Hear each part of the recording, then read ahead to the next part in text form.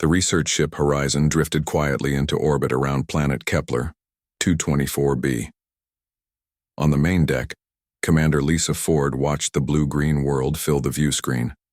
After 6 months of space travel, the sight of a habitable planet made her heart beat faster. This was why she had joined the Space Exploration Corps 20 years ago. "Preliminary scans complete, Commander," said Science Officer Peter Wright, his eyes fixed on his data screen. "Atmosphere is breathable. Gravity at 93% of Earth standard. Temperature range is acceptable for unassisted surface. Exploration. Any signs of advanced civilization?" Ford asked. "Negative.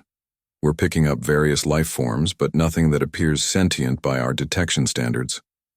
Ford nodded and turned to address the assembled crew. "Landing party will depart in 30 minutes. Standard first contact protocols apply." In the corner of the bridge, Jack Miller tried to look busy checking equipment settings. At 18 years old, he was the youngest person ever assigned to an interstellar expedition. Most people his age were still in basic training, but Jack's test scores in xenobiology had been so high that the Corps had made an exception. Not that anyone treated him like he belonged here. Most of the crew viewed him as either a child prodigy, to be tolerated, or a PR stunt by Space Command to generate interest in the program back home. "Miller," Commander Ford called out, "you're with the landing party. Stay close to Officer Wright and try not to touch anything without permission." Jack nodded, trying to hide his excitement. This would be his first planetary expedition. 6 months of being trapped in a ship with people who barely acknowledged him had been tough, but this moment made it all worthwhile. 90 minutes later, the landing shuttle touched down in a wide valley surrounded by purple-tinged mountains. Jack stepped onto the alien soil, feeling it crunch beneath his boots. The air smelled faintly of cinnamon and copper. "Spread out in standard search pattern," ordered Security Chief Ben Harris. "Keep comm channels open at all times." The 12-person team began methodically surveying the area, collecting samples and mapping the terrain. Jack stayed close to Bud, Wright as instructed, helping to catalog plant specimens. The older scientist barely spoke to him, but Jack didn't mind. He was too busy taking in every detail of the alien world. 3 hours into the expedition, a call came over the comm system. "Commander, we found something you need to see," said the voice of Dr. Karen Ellis, the team's medical officer. "About 2 kilometers east of base camp. Well, you should just come see for yourself." Ford gathered the team, and they traveled east along a dried riverbed. Jack could feel the excitement building among the crew. First contact was what every explorer dreamed about. They found Dr. Ellis and her security escort standing at the edge of a shallow canyon. When Jack saw what they were looking at, he stopped breathing for a moment. Lying in the canyon was the largest living creature Jack had ever seen. It resembled a giant snake or serpent, but with scales that shifted colors like oil on water. It was at least 50 meters long, with a body as thick as a transport vehicle. What appeared to be its head had 6 eyes arranged in a circle pattern. The creature was clearly alive, but seemed weak, its massive body rising and falling with labored breaths. "Is it intelligent?" Ford asked, her voice hushed with awe. Wright scanned the creature with his handheld device. "Neural activity suggests advanced cognition. This isn't just an animal, Commander." "It appears to be starving," Dr. Ellis added. "See how the scales are flaking off? And these markings along the side look like injuries. I'd guess it hasn't eaten in weeks." Ford stepped forward cautiously. "Let's try to establish contact. Neural translators active." As Ford moved closer to the edge of the canyon, the creature suddenly raised its massive head. All 6 eyes fixed on the humans, and a sound like thunder rumbled from its body. With surprising speed for its size, the serpent lunged forward. "Back! Everyone back!" shouted Harris, pushing people away from the edge. The serpent's head rose, above the canyon rim, towering over them. It made a terrible hissing noise and struck out at the closest humans. 2 security officers were knocked aside, and Dr. Ellis fell hard as she scrambled away. "Defensive positions," Harris ordered, pulling out his stun weapon. "No," Ford commanded. "No weapons. Fall back to safe distance." The team retreated several hundred meters, while the serpent continued to hiss and sway at the canyon's edge. It made no attempt to leave the canyon, but clearly wouldn't allow anyone to approach. Back at a safe distance, Ford called an emergency meeting. "It's sentient, injured, and scared," she said, "but also potentially dangerous. We need to establish a perimeter and call for backup from the ship." "Commander," said Dr. Ellis, nursing a bruised arm, "that creature is dying. Our scans show severe malnutrition and internal injuries." Wright nodded in agreement. "Something about this planet's ecosystem doesn't support its needs. I don't think it's native to this world." "So what do we do?" Harris asked. "We can't help it if it attacks anyone who gets close." Ford sighed. "We set up base camp here. Keep monitoring from a distance. Maybe it will become weaker and more docile as time passes." "You mean you want to wait until it's too weak to fight?" "Back?" Jack spoke up for the first time, his voice cracking slightly. Everyone turned to look at him, and he felt his face grow hot. "Do you have a better suggestion, Miller?" Ford asked, not unkindly. "No, Commander. Sorry," he mumbled, looking down. As the team set up the base camp, Jack kept finding reasons to watch the Serpent through the monitoring equipment. There was something about the creature that fascinated him. In its movements, even weakened as it was, he sensed something more than animal behavior. There was purpose there, and maybe even desperation. Night fell quickly on Kepler 224b. The twin moons cast an eerie blue light over the landscape. Most of the team retired to their shelters, but Jack remained at the monitoring station, watching the Serpent. In the moonlight, the creature's scales shimmed with an almost magical quality. It had curled up at the bottom of the canyon, its massive head resting on coils of its body. Even from this distance, Jack could tell it was suffering. "You should get some sleep," said Wright, appearing suddenly behind him. Jack jumped slightly. "Yes, sir, I've never seen anything like it." Wright looked at the screen.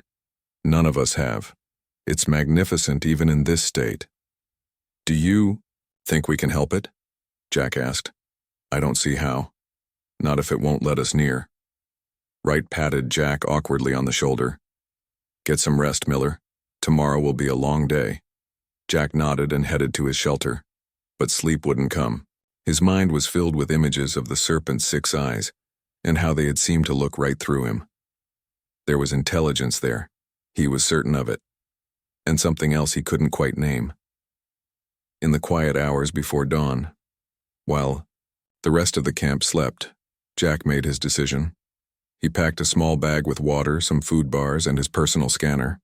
Then, moving quietly to avoid waking anyone, he slipped past the perimeter and headed toward the canyon where the Serpent waited. The morning air was chilly as Jack made his way across the rocky terrain toward the canyon. The twin moons had set, but the sun had not yet risen. In the dim light, he moved carefully, trying not to make noise. His heart pounded so hard he was sure it would wake the entire camp. Jack had spent most of the night studying the Serpent's movements and reactions from yesterday's recordings. He had noticed patterns in how it moved its head before striking, how its scales changed color with its moods, and how its 6 eyes focused differently depending on what it was looking at. As he neared the canyon rim, Jack slowed his pace. He was scared, but something stronger than fear pushed him forward. He felt drawn to the creature in a way he couldn't explain. From behind a large rock, Jack saw the Serpent was still curled at the bottom of the canyon. It looked even worse than yesterday. Its breathing was shallow, and some of its once shimmering scales had turned a dull gray. Jack closed his eyes and took a deep breath.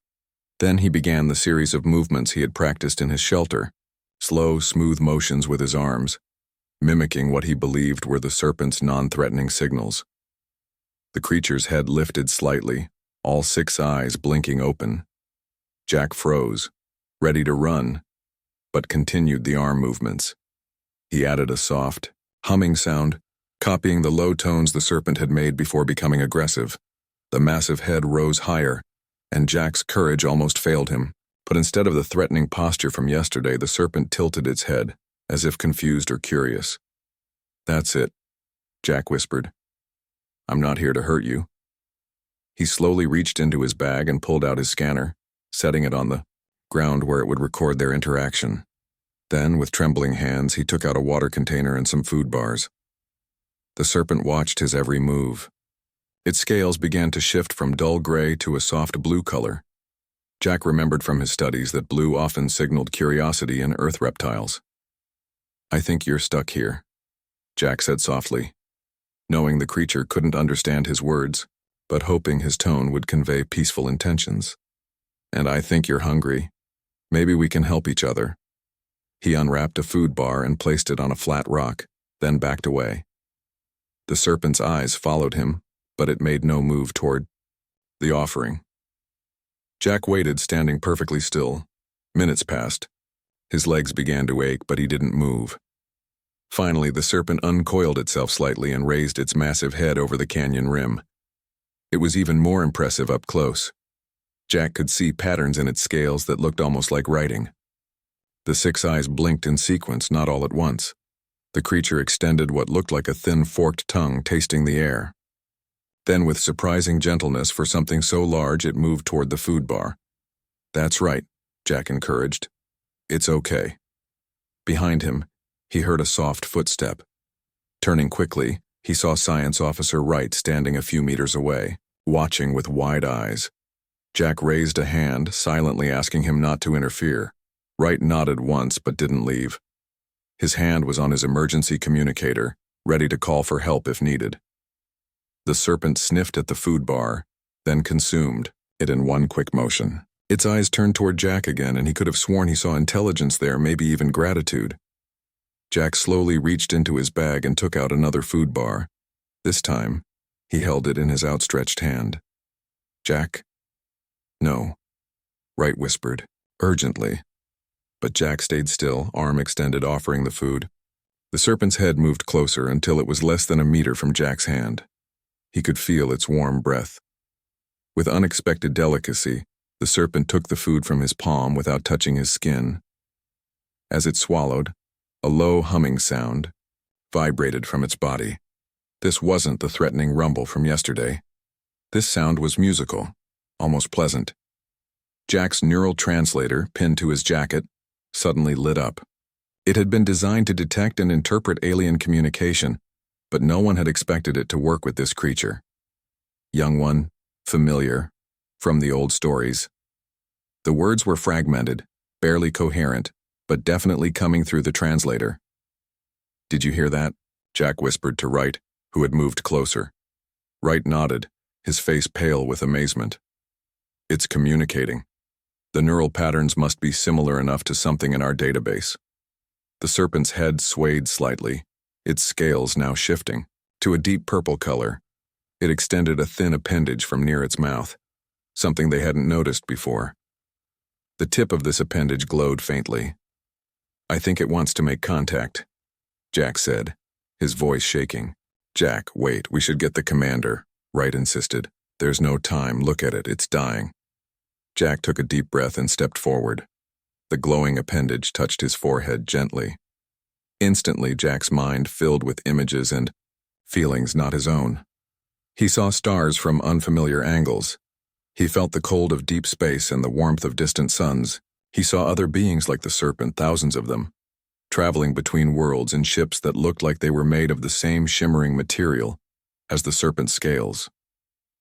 And then he saw humans, ancient humans in primitive clothing, standing beside the serpents, working together, building something.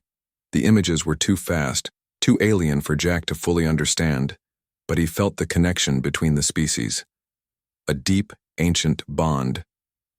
When the serpent broke contact, Jack staggered backward. Wright caught him before he fell. "Jack, are you all right?" Jack blinked, trying to clear his vision. I think so. It showed me things. It's called a Vishanti. They're space travelers. And they know us, right? They know humans from long ago." The serpent, the Vishanti, made another humming sound, and this time the translator picked up more words.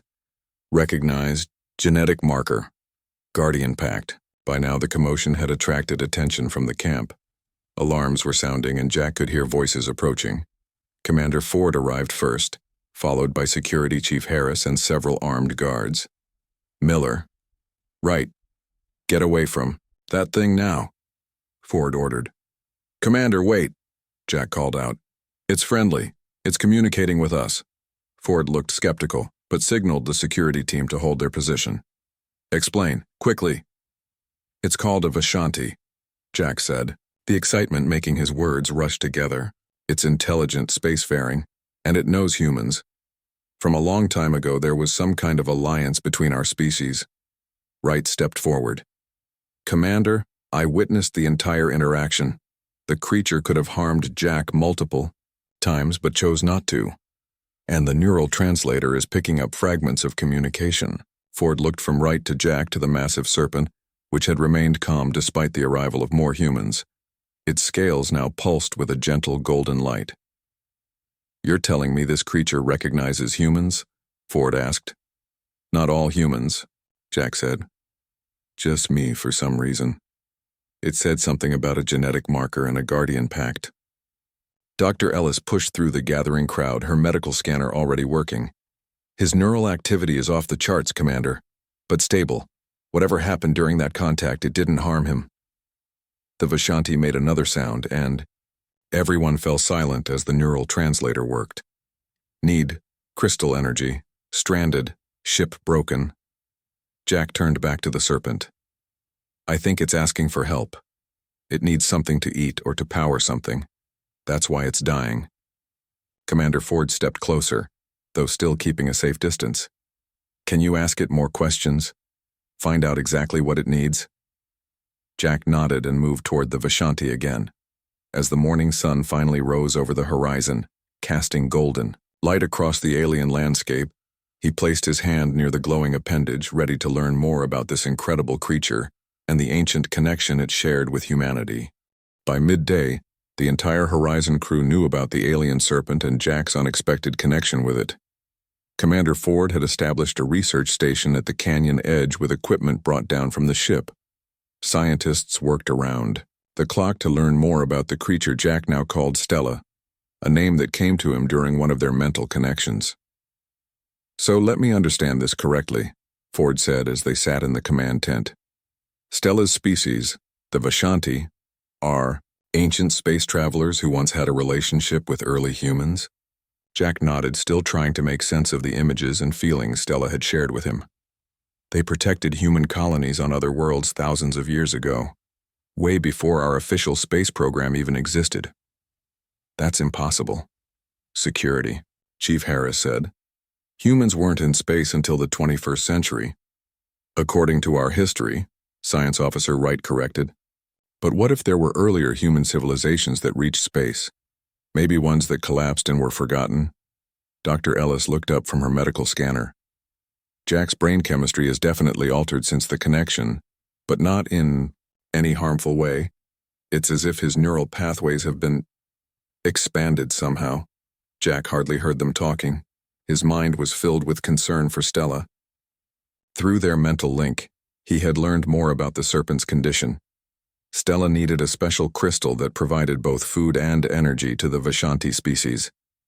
Without it, death would come within days. Commander, Jack interrupted, we need to focus on helping Stella. The Vishanti ship was damaged in a battle with something called void harvesters. Stella crashed here and has been slowly starving ever since. Can we synthesize this crystal food? Ford asked Wright. The science officer shook his head. Not without knowing its exact makeup, and even if we did, our fabricators don't have that capability. What about bringing Stella aboard the Horizon? We could put her in stasis until we reach a starbase, Dr. Ellis suggested. Negative, Harris said immediately. There's no way we could transport something that size, and I'm not comfortable bringing an unknown alien species onto our ship. Jack felt frustration building. We can't just let Stella die. I understand your concern, Miller, Ford said gently, but we have limited options. I've already sent a distress call to Earth Command. A ship with better equipment is being dispatched, but it won't arrive for 2 weeks. Stella doesn't have 2 weeks, Jack said, standing up. But there might be another option. Everyone turned to look at him. Stella showed me something during our last connection. There's a mountain range about 30 kilometers north of here. Stella thinks a similar crystal might be found there, deep underground. Wright pulled up a map on his tablet. She's right. Our initial planetary scan showed unusual mineral deposits in that area. But Jack, those mountains are unstable. The scanner also detected high levels of toxic gas and seismic activity. I'll go, Jack said simply. Absolutely not, Ford replied. It's too dangerous, and you're not trained for that kind of expedition. With all due respect, Commander, I'm the only one Stella can communicate with clearly. She can guide me to the exact location. Harris laughed sharply. You're 18, kid, fresh out of training. We're not sending you on a suicide mission to save one alien, no matter how impressive it is. Jack felt his face grow hot. Stella isn't just one alien.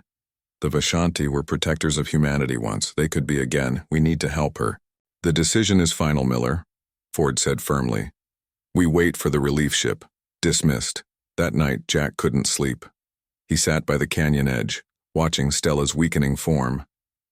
The magnificent creature had curled into a tight coil, conserving energy. Only the occasional pulse of light through its scales showed it was still alive. I'm sorry, Jack whispered. They won't let me help you. He felt Stella's presence touch his mind gently. Young human. Not your fault. Old alliance forgotten. Jack felt tears form in his eyes. Tell me more about the alliance. Why do you recognize me when you don't know the others? Stella's mental voice grew stronger, as if talking about the past gave her energy. Long ago, humans helped Vishanti navigate space. Your minds understand. Patterns we cannot. We protected humans from dangers. Special humans carried marker in blood. Chosen ones who could speak to us. Images flowed into Jack's mind. Human mathematicians working alongside Vishanti navigators, plotting courses through space. Vishanti ships forming protective shields around human colonies. Ceremonies where young humans with special abilities were presented to Vishanti guardians. And I have this marker? Jack asked. Yes, strongest seen in many cycles. Last of the speaking ones. Wright appeared silently beside Jack, making him jump. Sorry, the science officer said. I couldn't sleep either. Jack wiped his eyes quickly. It's fine. Wright sat down next to him. You really care about her, don't you? Wouldn't you? Stella is probably the last of her kind. And she came here because she remembered humans were once friends to her people. Wright was quiet for a moment. I ran more tests on those mountains. The crystals are definitely there, but getting to them would be extremely dangerous. Jack looked at him sharply. You believe me? I believe something incredible is happening here, and I believe you might be the key to understanding it. Wright handed Jack a small device. This is a detailed map of the mountain range, with the likely crystal locations marked. It also has emergency supplies packed inside. Oxygen filters, radiation shields, and basic medical equipment. Jack stared at Wright in shock. Are you saying... I'm saying I'm going to sleep very deeply tonight, so deeply that I won't notice if someone borrows one of the small transport vehicles. So deeply that I won't realize my personal access codes were used until morning. Wright stood up. Whatever you decide, Miller. Good luck. After Wright left, Jack sat for a long time thinking. Going against orders could end his career before it even started. Staying could mean watching Stella die. In the end, it wasn't really a choice at all. Before the first light of dawn, Jack packed a small bag with food and water. He added Wright's device and his own neural translator. He left a note for Commander Ford explaining his decision, knowing she would be furious but hoping she would eventually understand. The transport vehicle hummed quietly as Jack drove it away from the sleeping camp. In his mind, he felt Stella's presence weak but determined. Rest, he told her mentally. Save your strength. I'm going to find those crystals. Dangerous. Stella's thoughts came back to him. I know. But you said it yourself. I'm one of the speaking ones. That has to count for something, right? As the first rays of morning light touched the horizon, Jack drove toward the distant mountains. Behind him, the camp began to stir, and alarms would soon sound as they discovered his absence. Ahead of him lay unknown dangers, but in his heart, Jack knew this was what he was meant to do. The journey to the mountains took several hours. As he drove, Jack tried to prepare himself for what might come. The terrain grew steeper and rockier, making the vehicle bounce and jolt. Finally, he reached a point where he could drive no further. Putting on the protective gear Wright had provided, Jack began to climb. The mountain air grew thin and strange mists swirled around him. According to the scanner, the crystal caves were still 2 kilometers away, deep within the mountain range. "I'm coming, Stella," he whispered. "Hold on just a little longer." The mountains loomed above Jack like sleeping giants. Sharp rocks cut into his hands as he climbed higher.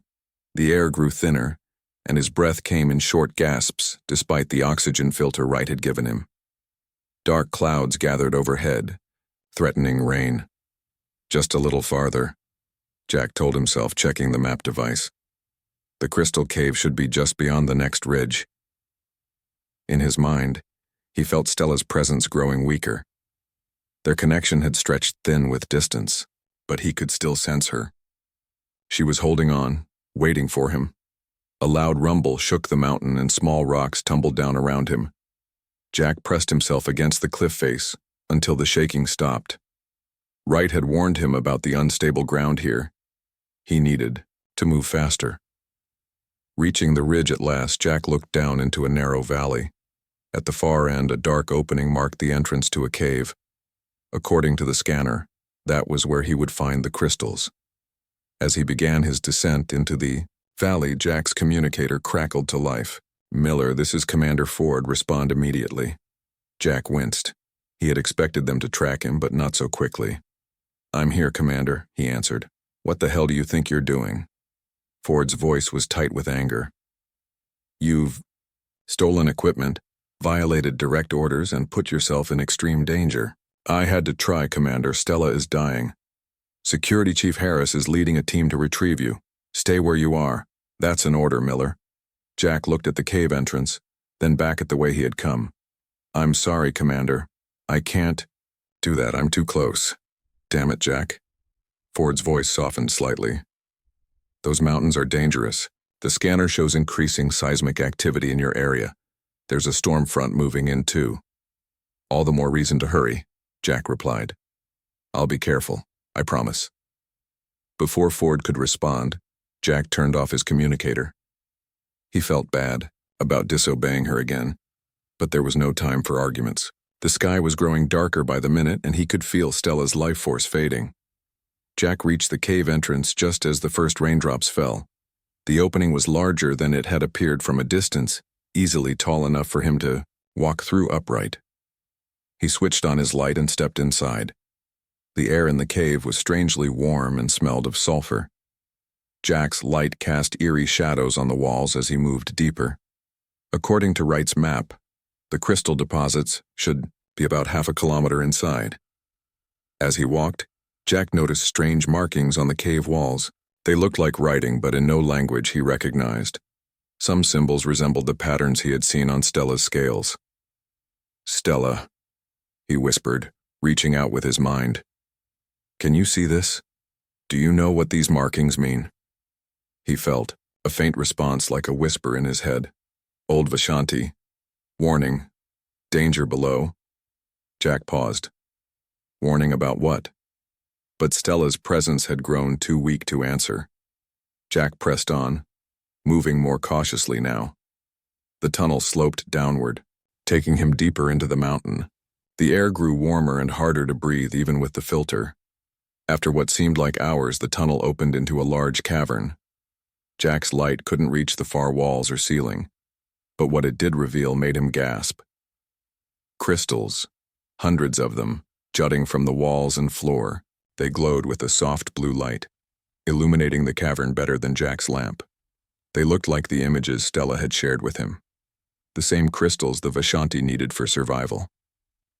"I found them," Jack whispered, hoping Stella could sense his discovery. "I really found them." He approached the nearest crystal cluster. According to Stella's mental images, he would need several medium-sized crystals. They should break off easily at the base. Jack pulled out a sample container from his pack and reached for the nearest crystal. As his fingers touched the smooth surface, the entire cavern trembled. Dust and small rocks showered down from above. Jack froze, waiting for the shaking to stop. When it did, he quickly broke off several crystals and placed them in the container. The moment he sealed the container, a much stronger tremor shook the cave. This was no ordinary earthquake. It felt like the entire mountain was waking. A loud screech echoed through the cavern, and Jack's blood turned cold. That sound hadn't come from falling rocks. From a dark corner of the cavern, something moved. Jack's light revealed a creature unlike anything he had ever seen. It resembled a giant insect with too many legs and a hard shell covering its body. Its head had no eyes that Jack could see, but rows of sensing organs that twitched in his direction. Cave Guardian. Stella's weak thought came to him. Protects crystals. The creature screeched again and skittered toward Jack with frightening speed. He turned and ran back toward the tunnel, clutching the crystal container to his chest. Behind him, he could hear the Guardian following, its many legs clicking against the stone floor. Jack reached the tunnel and ran upward, his lungs burning from the effort. The Guardian was close behind, occasionally reaching out with long front legs that barely missed his back. Another earthquake hit, stronger than before. The tunnel walls cracked and stones fell from the ceiling. Jack dodged them as best he could, but one struck his shoulder, sending pain down his arm. He stumbled but kept running. The Guardian screeched in alarm as larger rocks began to fall. The entire tunnel was collapsing. Jack ran faster, his only thought to reach the exit before the way was blocked. In his mind, he felt a sudden surge of energy from Stella. Images flowed into his consciousness. Alternative tunnels, hidden passages, a way out. Jack didn't understand how Stella could know the mountain's interior, but he followed the mental map without question. Veering left at a fork Stella showed him, Jack entered a narrower tunnel that sloped steeply upward. Behind him, he heard the main tunnel collapse completely. The Guardian's screeches were cut off suddenly. Jack felt a moment of pity for the creature, then pushed on. The new tunnel twisted and turned, leading ever upward. Jack's legs ached, and his injured shoulder throbbed with pain, but he kept moving. The container of crystals bounced against his side with each step, reminding him of his purpose. Finally, he saw light ahead. Not the blue glow of crystals, but natural daylight. Jack emerged onto a ledge high on the mountainside, gasping for breath. Rain poured down, soaking him instantly. The storm had arrived in full force. Looking around, Jack realized he was on the opposite side of the mountain from where he had entered. His vehicle was nowhere in sight. Worse, the ledge was narrow and slippery with rain, with a sheer drop of hundreds of meters below. Another earthquake shook the mountain. The ledge beneath Jack's feet began to crumble. He pressed himself against the cliff face, searching desperately for a way down. There was none. Just as the ledge gave way completely, a spotlight cut through the rain. A shuttle from the horizon hovered nearby, its side door open. Security Chief Harris stood in the doorway, reaching out. "Jump, kid," Harris shouted over the storm. Jack didn't hesitate. As the ledge collapsed, he leaped toward the shuttle. For a terrible moment, he was falling through empty air. Then Harris's strong hand caught his wrist and pulled him inside.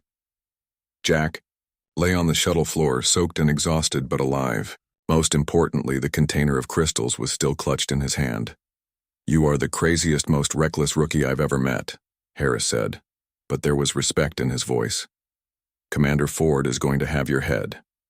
"Did you track my communicator?" Jack asked, sitting up slowly. Harris shook his head. "No. Your alien friend told us where to find you. Don't ask me how. 1 minute Dr. Ellis was monitoring its vital signs, the next she was drawing a map of this exact location." Jack smiled, feeling Stella's faint presence in his mind. "We need to hurry. She doesn't have much time left." As the shuttle turned and headed back toward the base camp, Jack opened the container and looked at the glowing crystals inside. They had cost him nearly everything, but they would save Stella. For now, that was all that mattered. The shuttle landed at the base camp amid chaos. The storm had reached them too, with strong winds whipping tents and equipment. But what caught Jack's attention immediately was the crowd gathered at the canyon edge. Something was happening with Stella. Jack stumbled out of the shuttle, still clutching the container of crystals. His body ached from the mountain ordeal, but he pushed through the pain. Commander Ford spotted him and rushed over. "Miller, thank God you're alive," she said, surprising Jack with the relief in her voice. "We'll discuss your disobedience later. Right now, we have a situation." She led him to the canyon edge. Below, Stella lay barely moving. The once brilliant scales had dulled to a lifeless gray. Only the faintest pulse of light showed she still lived. Her life signs began dropping rapidly about an hour ago, Dr. Ellis explained. "We've tried everything we can think of, but she's failing fast." Jack opened the container, revealing the glowing blue crystals. "I got them, but I don't know if they're the right kind or how to use them." Wright took the container and scanned the crystals quickly. "These are incredible. The energy readings are off the charts. But how do we administer them?" Jack closed his eyes, reaching out to Stella with his mind. The connection was so weak now, like trying to hear a whisper in a storm. "Stella, I'm back. I brought the crystals. Tell me how to help you." For a long moment there was nothing. Then faintly, "Break, near me. Water." Jack opened his eyes. "We need to break the crystals and place them near her. And we need water. Lots of it." Despite the continuing storm, the team worked quickly. Jack, Wright, and 2 assistants carefully made their way down to the canyon floor. Security Chief Harris organized a water transport line from the nearby supply tanks. Dr. Ellis monitored Stella's life signs from above. When they reached Stella, Jack was shocked by her condition. Up close, he could see how her magnificent body had wasted away. The 6 eyes that had once shone with intelligence were dull and half-closed. Jack knelt by her massive head. "I'm here, Stella. Hold on just a little longer." He took one of the crystals from Wright and, following the faint instructions in his mind, broke it in half. A bright blue liquid flowed out, glowing with its own light. Jack placed the broken crystal near Stella's head, where her mouth would be if she were an earth serpent. Nothing happened. "It's not working," Wright said, checking his scanner. "Her life signs are still dropping." Jack felt panic rising. He had come so far, risked so much. He couldn't lose Stella now. In desperation, he placed his hand on Stella's head, trying to strengthen their mental connection. "Please, Stella, tell me what to do." A new image formed in his mind. Water mixing with the crystal liquid, creating a solution that the Vishanti could absorb through their scales. "The water," Jack called out. "We need to mix the crystal fluid with water and pour it over her." The team acted quickly. They broke more crystals into a large container, added water, and stirred until the mixture glowed bright blue. Then, starting at Stella's head, they began pouring the solution over her body. The effect was immediate. Where the liquid touched, Stella's scales began to brighten. A soft humming sound came from her body, growing stronger by the second. "It's working," Dr. Ellis called down from above. "Her life signs are stabilizing." The team continued the process, breaking more crystals and mixing more solution until they had covered Stella's entire body. By the time they finished, the storm had passed and sunlight broke through the clouds. Under the sun's rays, Stella's newly energized scales shimmered with color. Her 6 eyes opened fully, bright and alert once more.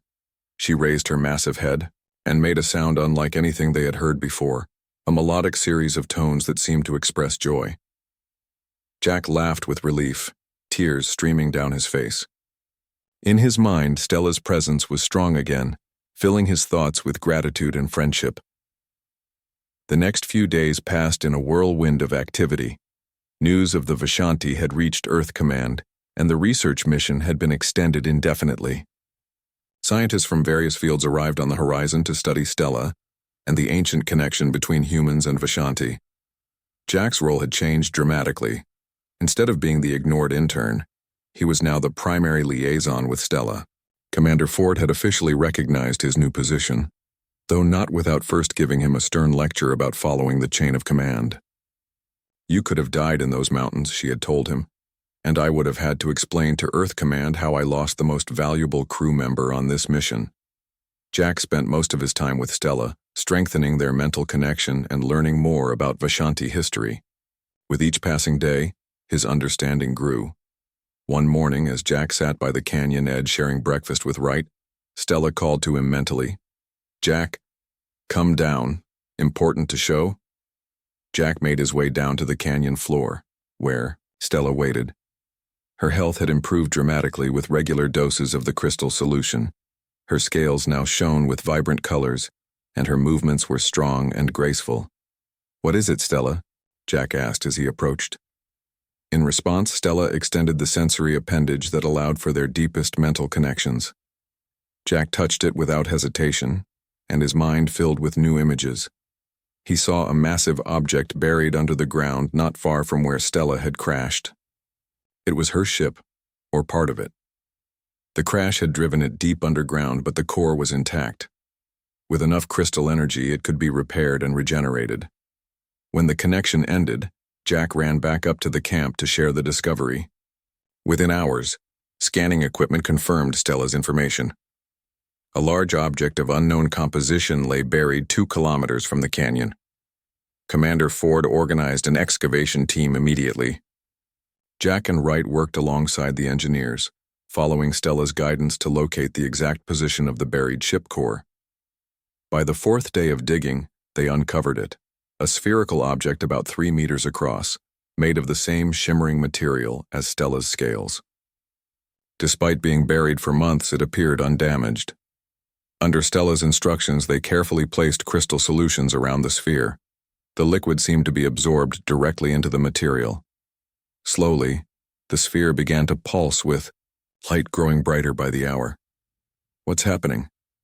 Ford asked, watching the phenomenon from a safe distance. Jack listened to Stella's thoughts, then smiled. "She says it's regenerating. The ship is alive in a way. With enough energy, it will rebuild itself. In time, Stella will be able to return to space."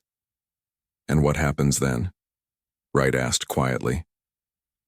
Jack shared the question with Stella, and her answer filled him with both joy and sadness. "She will search for others of her kind," Jack explained. "But first, she wants to share something with us. The Vishanti have mapped sectors of space humans haven't reached yet. She wants to give us that knowledge as thanks for saving her life." "That's incredible," Ford said. "Earth Command will be ecstatic." Late that evening, as stars filled the sky above Kepler 224b, Jack sat alone with Stella. The ship core glowed steadily nearby, its regeneration well underway. "I'll miss you when you go," Jack said, knowing Stella could sense his feelings even without words. Not goodbye. Beginning. Stella's thoughts came clearly. "You carry Vishanti, friend mark now. Others will know you. When humans reach stars, Vishanti will find you again." She showed him a final image, a vast galaxy filled with stars, and the paths that connected them. On those paths, humans and Vishanti traveled together once more, renewing an ancient alliance that had been forgotten but never truly broken. Jack smiled up at the night sky, feeling for the first time that his place in the universe was exactly where he belonged.